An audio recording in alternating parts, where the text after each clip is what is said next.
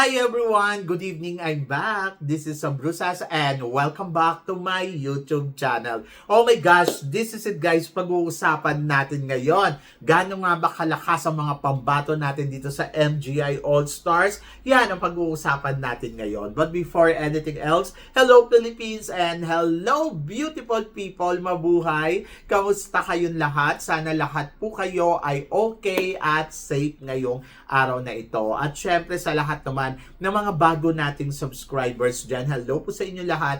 Maraming salamat guys sa pag-subscribe ninyo. Syempre dito sa channel ko. At syempre sa lahat naman ng makamamasam dyan na laging sumusuporta dito, araw-araw, lagi-lagi, maraming salamat guys sa inyong lahat. Syempre usapang MGI All-Stars tayo ngayon. Yes! At ito na nga, bukas na ang datingan ng mga kandidata dito sa Bangkok, Thailand para mag-compete nga sa kauna-unahang edition ng MGI All-Stars. Are you excited guys? Kasi yes, ako sobrang excited ako. Excited ako sa mga magiging kandidata talaga dito na magpupukpukan at magbabardagulan. At alam naman natin, syempre, MGI ito, pang world class talaga ang kanilang production. So, yan isa sa mga dapat ninyong abangan dahil grabe, level up to daw more than some Miss Grand. O, di ba? Kasi syempre, all stars ang mga candidates, di ba?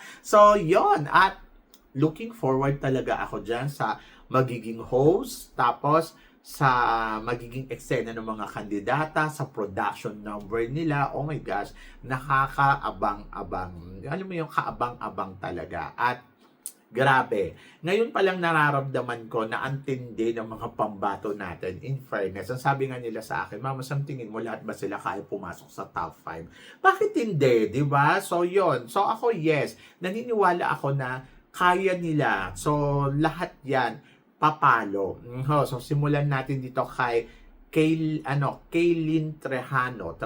So si Kaylin Trajano, isa to sa mga talagang, alam mo yon, iba din yung datingan niya. Sobrang panalo din talaga ang eksena niya. Hindi pa man siya nagpapasabog, ay talaga namang umi-eksena na ng todo-todo. And then, yes, looking forward ako sa kanya kung paano niya ilalaban ang sarili niya sa kompetisyon. Ano nga ba ang mga pasabog ni Kaylin at ano nga ba ang magiging eksena, di ba? Yung mga damitan na susuotin niya. Sino nga ba ang designer? Balita ko, Rian Fernandez, tama ba?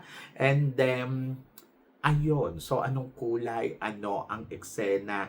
So, ano ang magiging diferensya niya nung lumaban siya sa Universal Woman? Kung sa Universal Woman, hindi niya siya nag-penetrate sa semifinal. So, nag-hope ako dito ay pumasok siya ng bonggang-bongga. So, parang feeling ko top 20 kaya niya, top 10 kaya niya. So, depende na sa magiging laro niya. But I hope na sana well-prepared siya pagdating sa pasarela at sa lahat ng aspeto ng competition na to. So, si Kaylin Trajano ay under ng nila Papa Arnold ng MGI. So, yon MGI Philippines. And then, let's see kung ano nga ba ang laro na ipapakita niya sa competition na to. Pero ikaw tatanungin ko, tingin mo, makakapasok nga ba si Kathleen, di ba? Si Kaylin Trajano sa competition ng MGI All-Stars.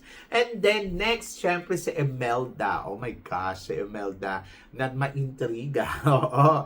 So, ngayon pa lang naririnig na natin ang daming intriga kay Imelda. At ito nga, syempre nandoon din na isa din siya sa mga dapat mong abangan kasi syempre, di ba, parang si Imelda sa bawat lumalaban siya ng pageant, laging may eksena, laging may paandar. And then ngayon kaya ay bagong Imelda kaya ang makikita natin dito sa MGI All-Stars.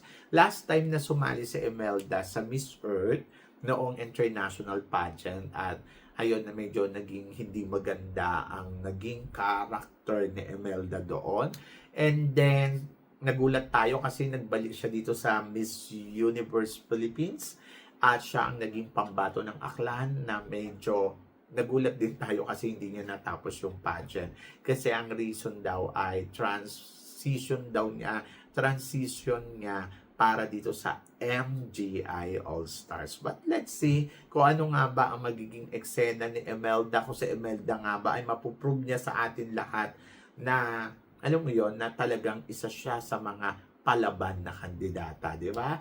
At looking forward ako dyan kung ang intriga nga ba sa kanya ay mababago sa ganap na gagawin niya dito. So, yun yung abangan natin. So, good luck kay Imelda. And then, si Pusha, nandito din si Pusha, ang dating queen ng international queen, di ba? So, yon. Nagulat ako kasi syempre sumali siya dito. Pero alam ko na ang pambato ng international queen ay may ibubuga talaga yung beauty niya. Magaling si Pusha pagdating sa eksena. And then, looking forward ako kasi kung dito sa international queen ay pasabog talaga to sa mga paandar niya na remember niyo yung national costume niya na may manika sa harapan, di ba? So, iba talaga si Pusha. And I'm so excited kasi alam ko napapalo siya ng todo-todo at grabe.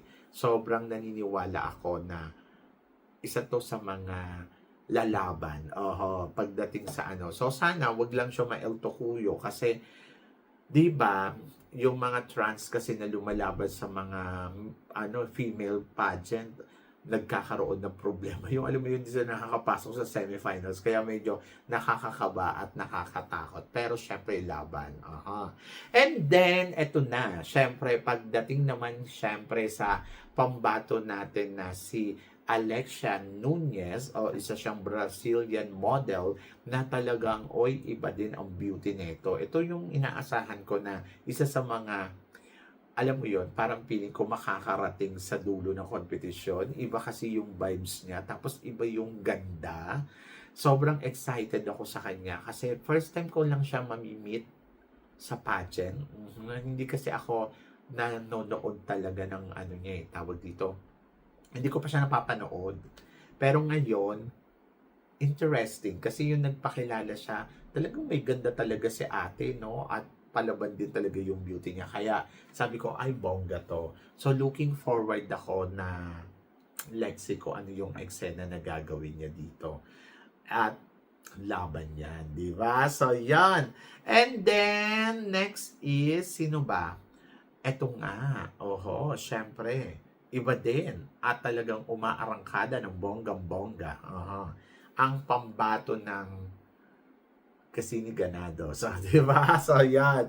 Si Gasini Ganados na talagang sobrang talagang kaabang-abang sa lahat. Dahil alam naman natin si Gasini ay, syempre, na-build niya na yung pangalan niya bago pa lang siya lumaban dito sa MGI All-Stars. Siyempre, alam niyo naman, galing tong Binibining Pilipinas. Sino ba namang hindi nakakakilala kay Gasini?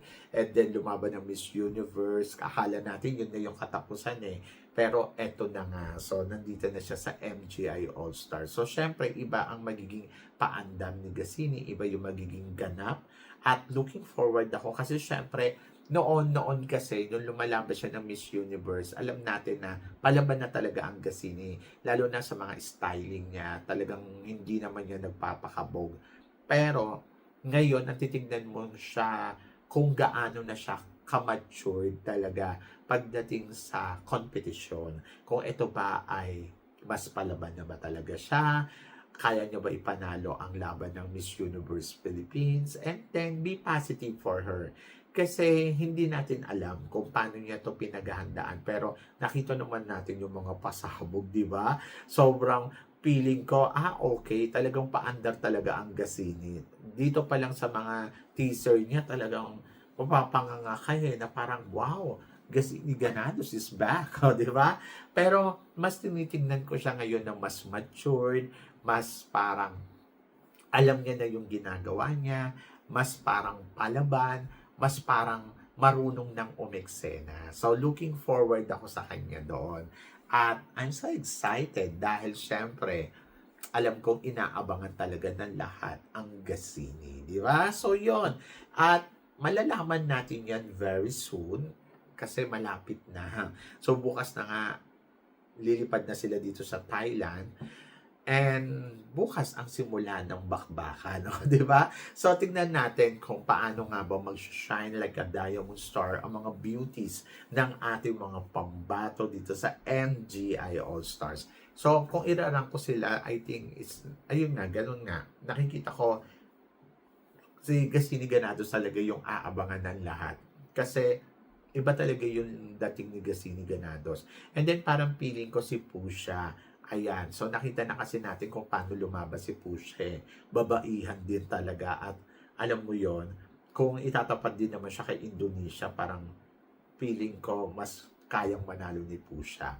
And then, si Kaylin Trajano. So, isa din siya sa mga inaabangan ko din at kung paano talaga siya kakabog, di ba? So, yun. So, basta laban lang. Magtiwala tayo. Kahit nga si Imelda Diyos ko, si Imelda, papayag ba yan na hindi magpapaandar ng bonggang-bongga? So, magkakaalaman.